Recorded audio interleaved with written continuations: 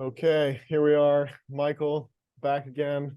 We've just been jamming for the last 45 minutes on primordial aliveness and embodying creation, and got the impulse to record a snippet of what we're exploring here. So Yeah, it just like it's so alive. So Forrest and I do weekly calls to catch up as friends, and then Forrest just shared something that was so dripping in aliveness. I just asked him, "Hey, dude, do you want to record a quick like 17-minute podcast?"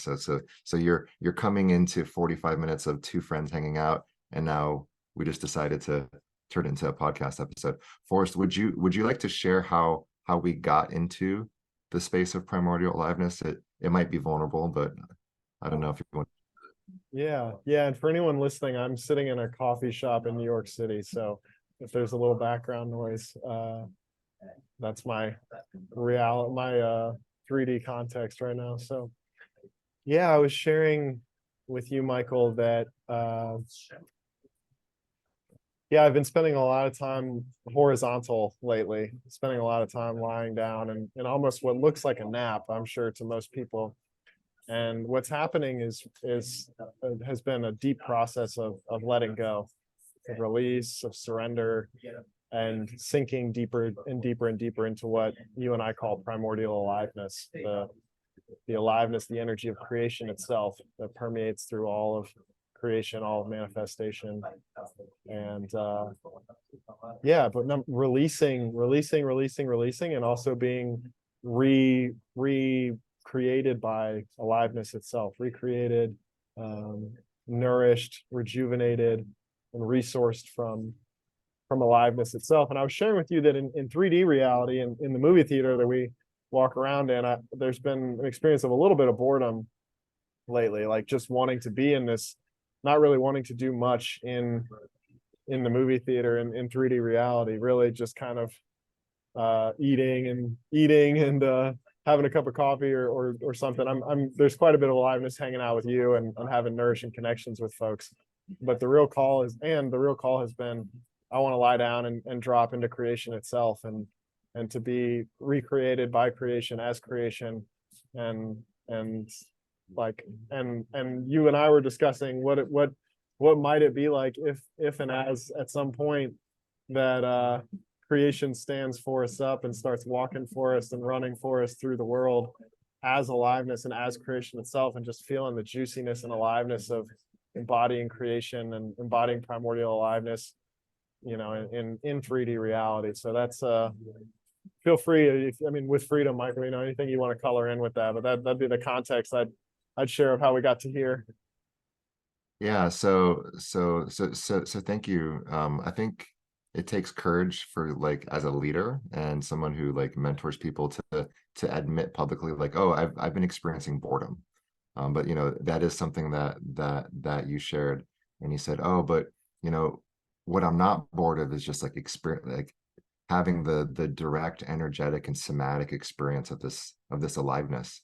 And I've been experiencing it laying down. And as you said that, I leaned in and I got really excited, and I said, bro, well, hearing that, I'm really excited to like explore your experience of aliveness.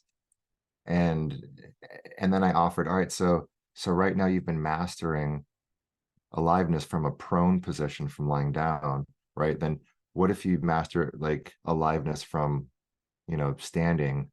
And then I felt all this excitement in my body of like, what if you mastered primordial aliveness as you're walking?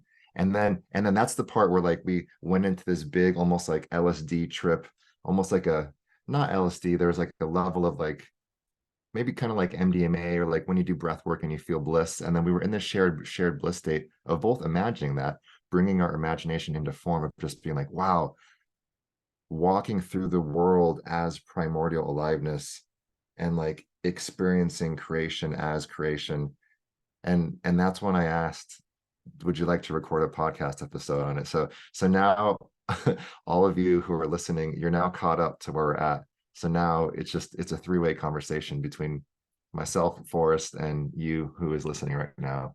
So Forrest, where do we go from here as we imagine like being in our like primordial aliveness, like feeling the life force, feeling our soul moving through the world, and then connecting to all of life itself, connecting to like the subtle energies in the world and the trees and other people and other people's like energy fields. Like it's so fucking rich, and it's so rich. And like when I'm really dropped in, like in that pocket of like really being in myself and not worrying about things and having everything in my life like lined up, like it's a psychedelic experience. It's wildly entertaining. I don't need to watch Netflix or read a book or hang out with a friend. I can entertain myself for hours walking through my neighborhood and just observing creation as creation, and which feels vulnerable. Something about that feels vulnerable to share in a podcast. I don't know why. Like I feel this layer of like almost like it's like not enough, or like I feel a layer of, there's something that feels vulnerable admitting how much fun I have walking in silence in my neighborhood. Like there's something in me that it's such an interesting feeling. I feel like there's something wrong with that, which I know is just like the exogenous programming from the outside world telling me I always need to be like crushing it or building an empire or doing something. That's crazy to acknowledge, especially on a podcast, that I feel vulnerable sharing publicly how much I love walking in my neighborhood in silence. That's a trip. Yeah. That's I mean, that's it's a a trip. huge passion of mine, walking through neighborhoods all over the world, man. It's like everywhere, I fly all over the world, you know this, but it's amazing how no matter what country you go to, no matter what country I go to, I find myself walking down some street in some neighborhood by myself, just, taking in the night sky or feeling the asphalt or the dirt underneath my feet. And um, yeah, and I also wanted to come in with my passion in this exploration, which is that I have been on traveling recently. I just spent a week in Vegas. Before that, I was a week in Barcelona. Before that, a week in Austin. Before that, a month in Puerto Rico. So I've really been moving a lot through 3D reality. And the passion that I have for this is I feel like there's a lot of the places I've been going are working with front runners and people playing at the leading edge of consciousness, people who are saying, hey, humanity's in a big shift right now. There's a collective awakening that's going on. Um, New systems, new institutions, new cultures, new ways of being, new technologies are wanting to be birthed in service of a more beautiful world. And we're here. We're here for it. We're here. We're opening our hearts and our minds and our bodies and our beings to download the future into this moment. And whether we need to heal our trauma or be a part of the emergence of something that's never before existed, like sign me up, I'm in. And I have been a part of gathering after gathering, conversation after conversation, connection after connection. And I just feel like everyone's so tired. It might not be a resonant projection, right? I know it's a projection. Maybe it's resonant, maybe it isn't, but it just feels like we all collectively need to lie down and sink into this primordial aliveness, or maybe to go through a walk together in the neighborhood and just enjoy the simplicity and the nothingness of the basics of being, right? And to really let ourselves be nourished and resourced as we're letting go of all the old that's wanting to come up and out of our bodies and beings. So that's my it's like, yeah, I sort of, in a lot of ways, this human being has given his entire life over to being of service to collective evolution. And right now, I feel those of us at the leading edge need a nap. It may just be Forrest who needs that, but I really have felt that in spaces I've been in recently. So over to you. I've had waves of depression in the past couple months, and as I track it in my system, it's connected to like overwhelm and just like how much I am processing every day with every person who I talk to, whether it's a client or a friend, um, or just the collective happenings of like war and of generative AI sweeping through every business, and helping employees get like 30% productivity gains. But like if you're not using AI, then like the unit economics of your business gets fucked. And like just this like hyper competitive video game just really feels like it got cranked up. Really got cranked up in the past year. And next year will be even more intense than this year.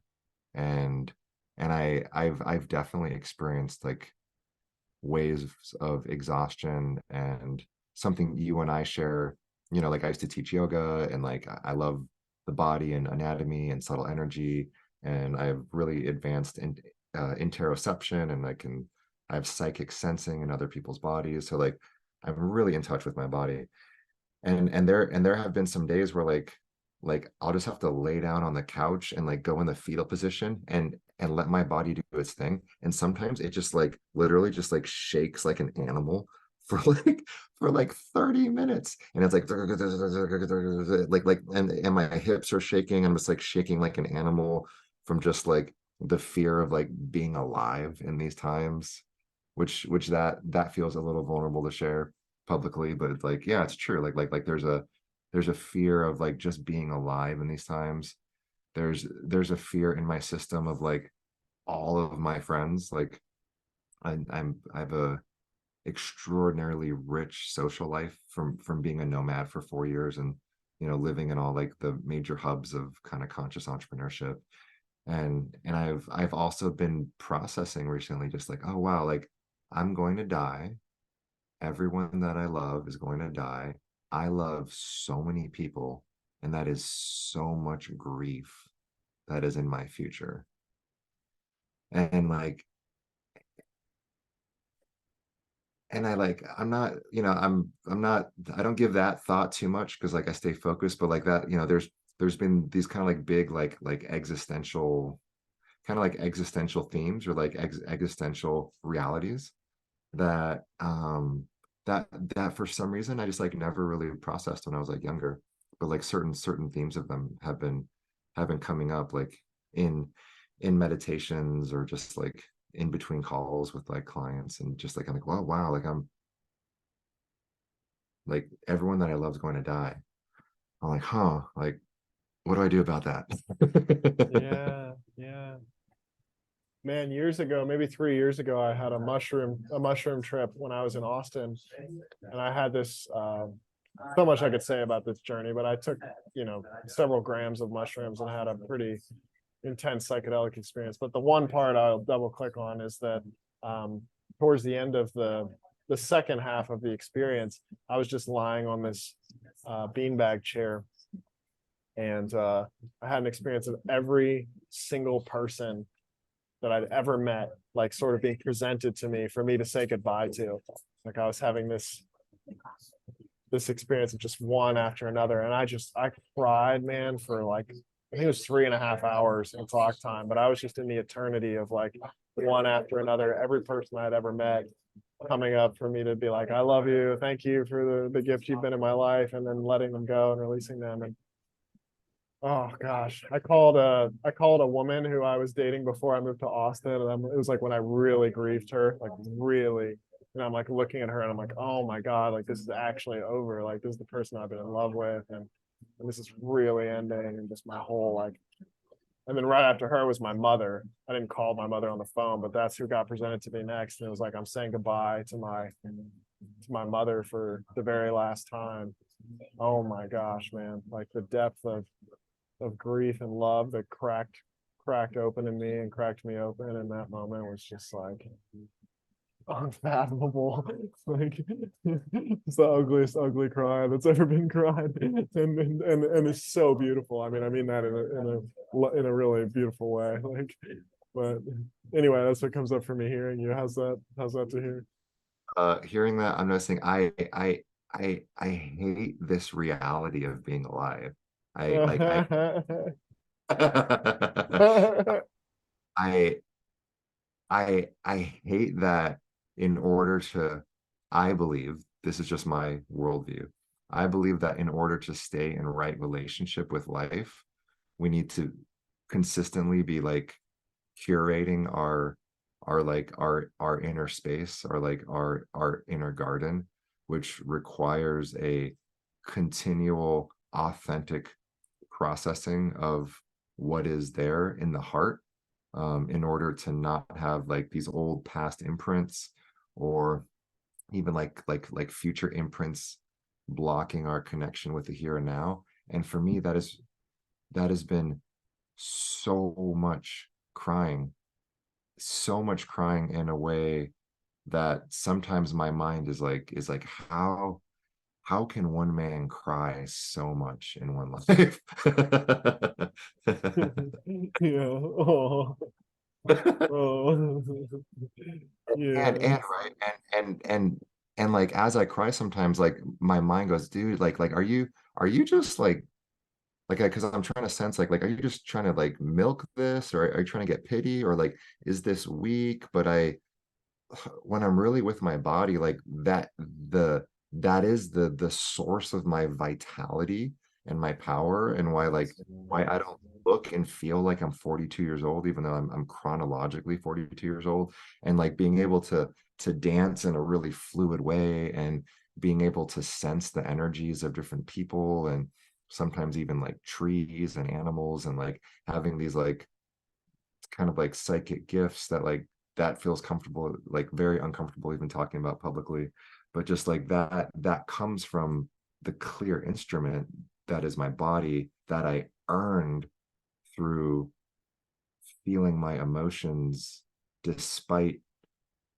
all of the cultural indoctrination that told me when I was young, if I did that, I'm like a pussy or a girl or like a homosexual, or like that was the programming when I grew up, like in the 80s, of like a Yeah. boy. So like I'm also like very proud of and inspired by my like relentless commitment to feeling, because I really do believe that's what keeps this like wellspring of aliveness like alive.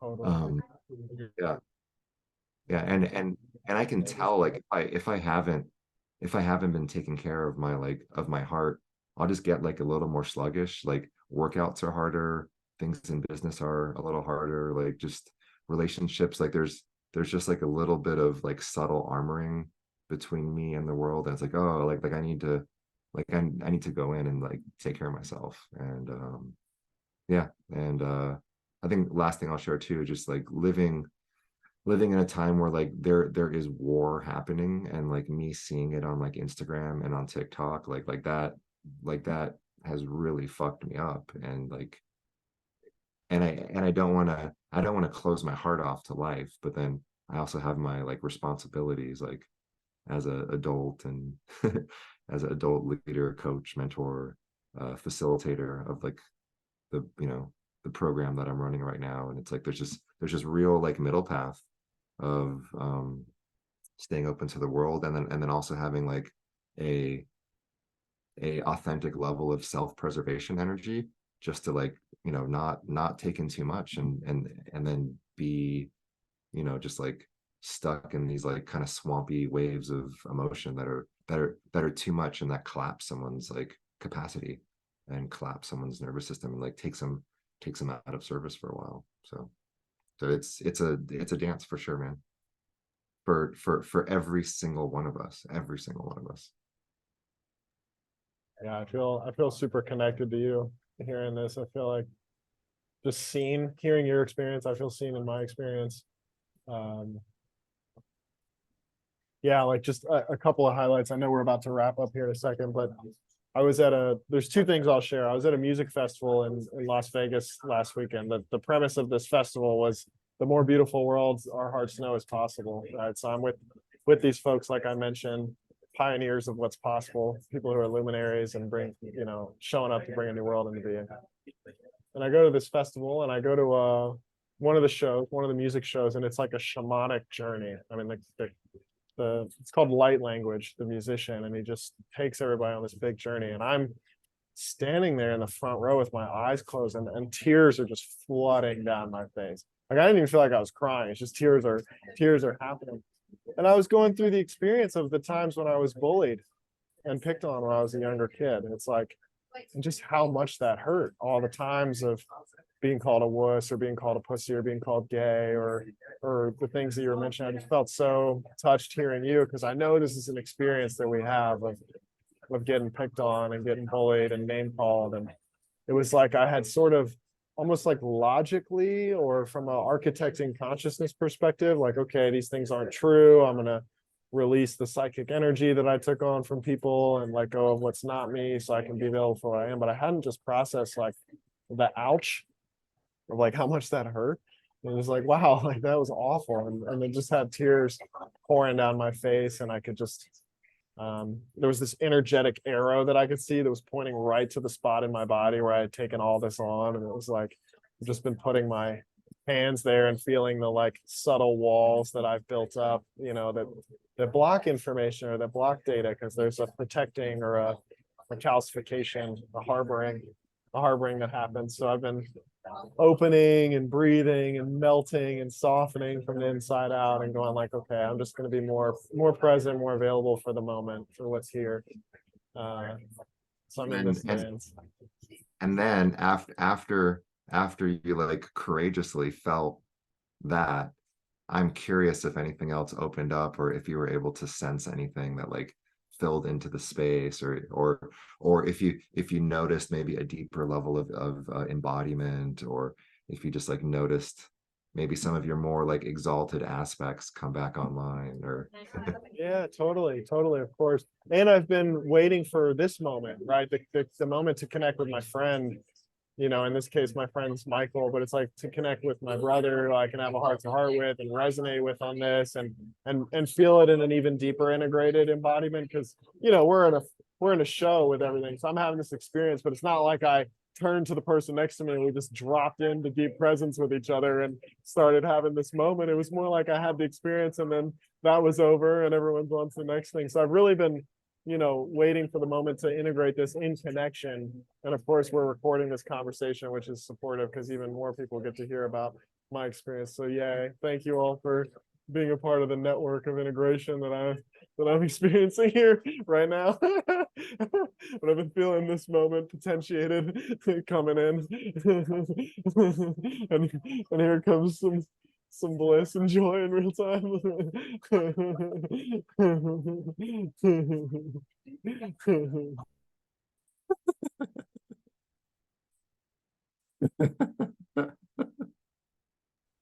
in, in the bliss pocket again. Here we are In the again. bliss pocket again. Let's go.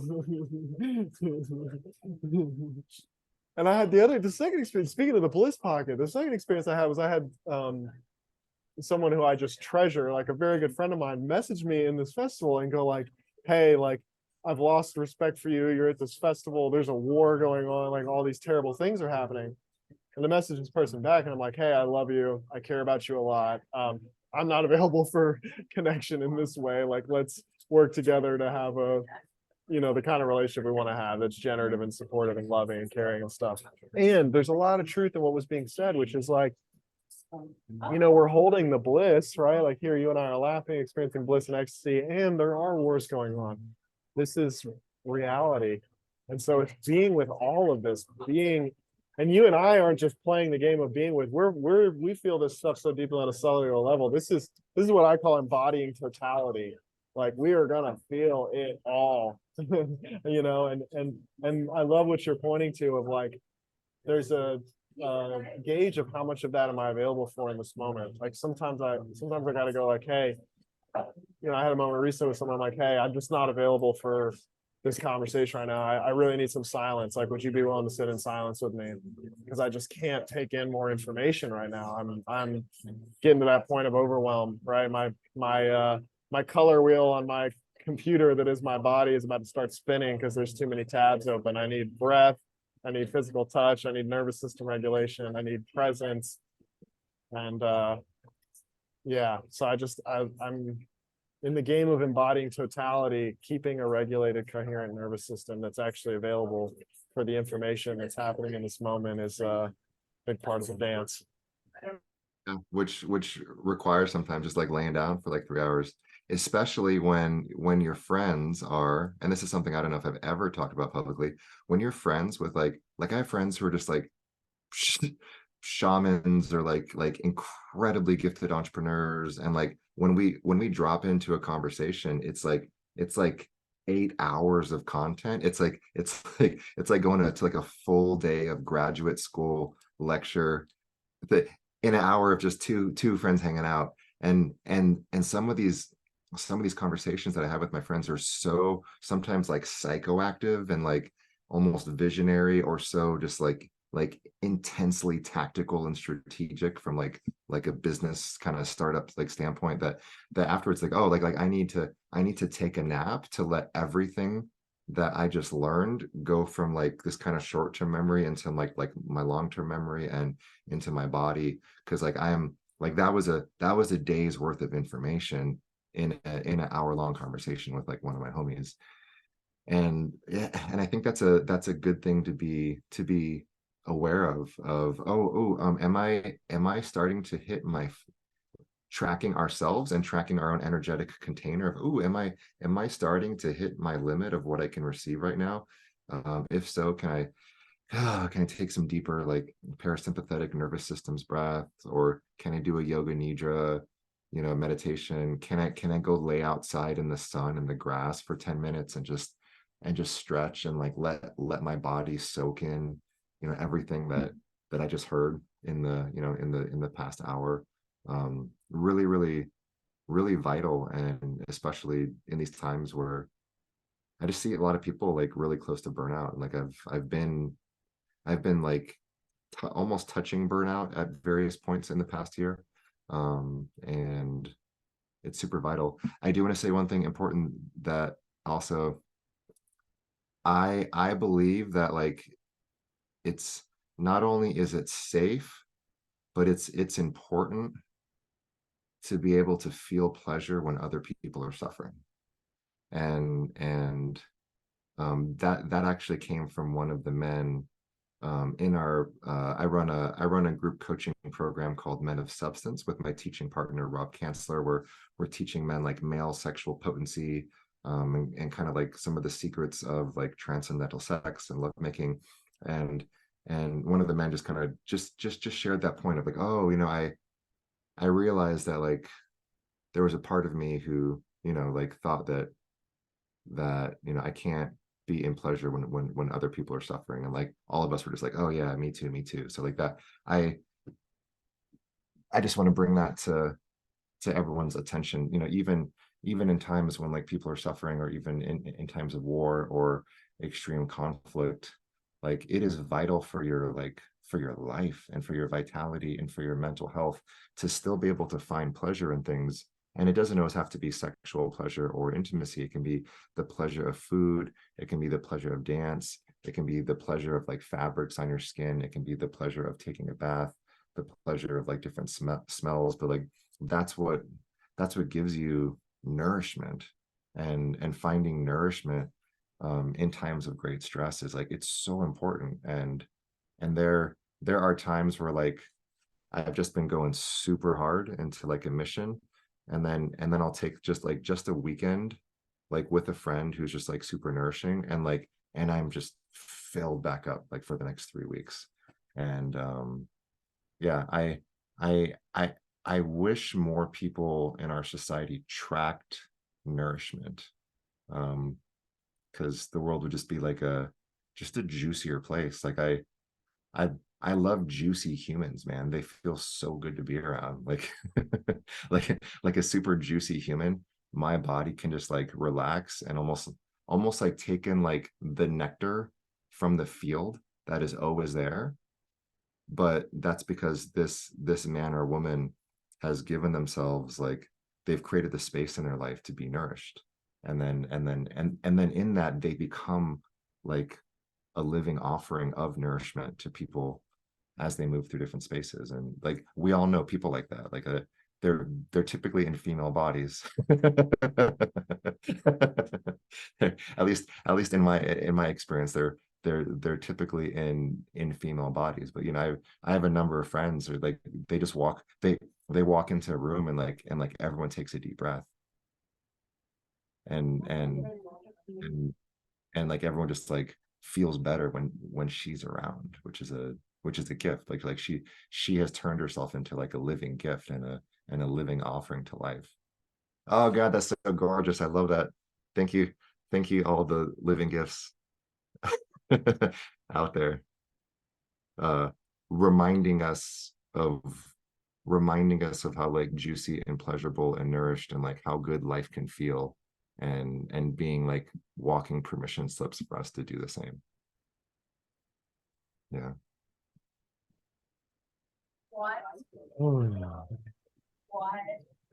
I know that this has been a somewhat psychoactive connection we've had, and I'm just feeling care for the listeners of this. So maybe we can just take a moment and drop into our uh, peaceful,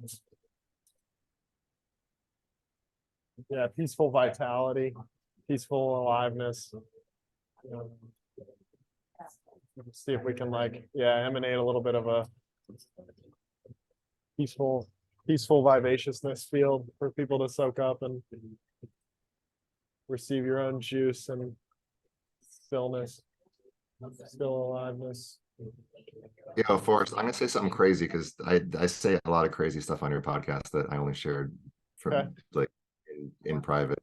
I have this hypothesis that we can choose frequencies and choose energetics and transmit them directly through the field to whoever's listening. That just feels obvious to me as I track energy in my system.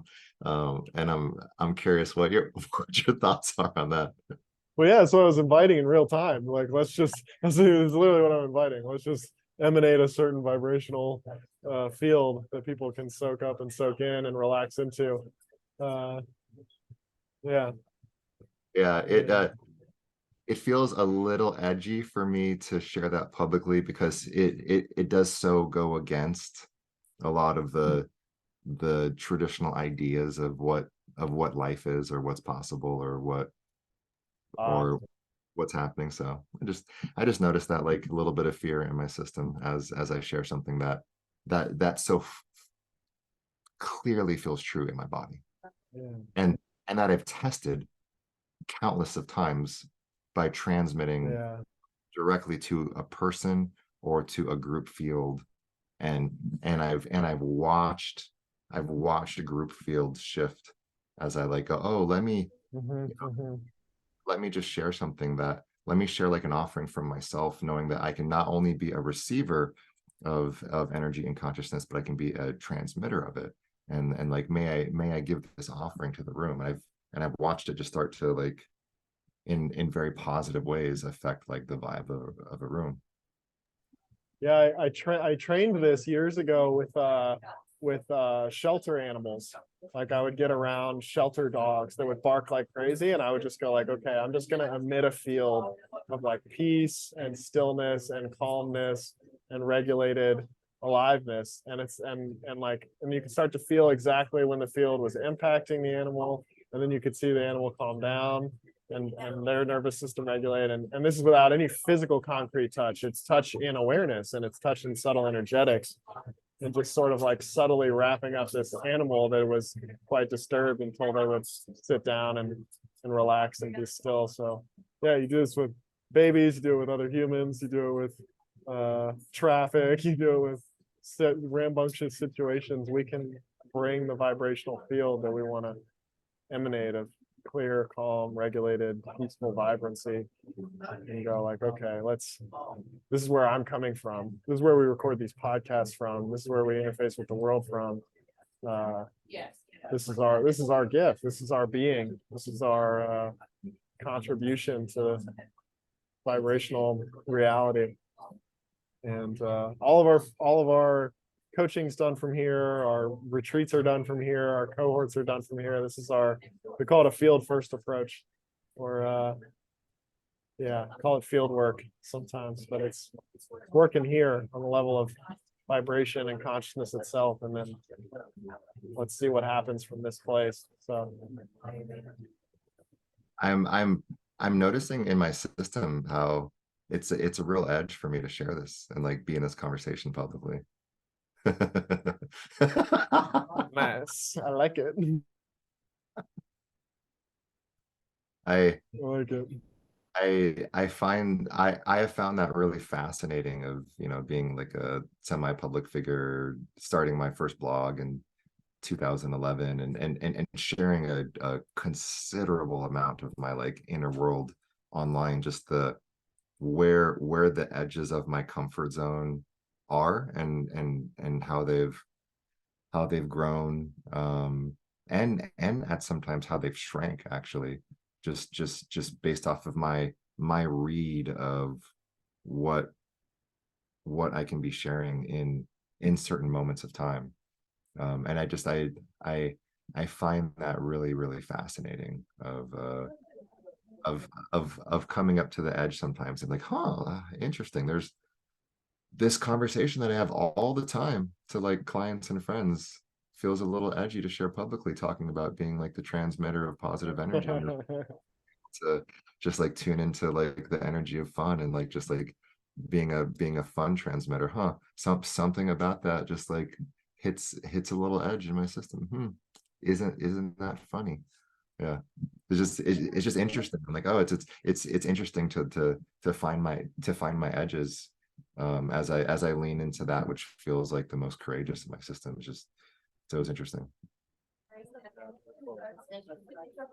I need to transition, man. I know we've got a nice little podcast here. I think we've been going almost 40 minutes. So I'm excited this happened. I appreciate you inviting it, and I got to run off. So we'll do this again soon. I know you and I are never not drumming up new insights and awakenings and openings, and some of those are for just us and some of those are for the public. So thanks for what you made public today. I appreciate you playing with your edges as always. Thank you. Thanks for making the space. Yeah, and thanks for everyone who's here with us in the field listening and yeah, hanging out. It's a real treat to get to share with you all, and appreciate you gathering here with us. It's an honor to have you. Love you all. Love you, Michael. It's good being with you. And yeah, till the next moment. All right, I'll see you then.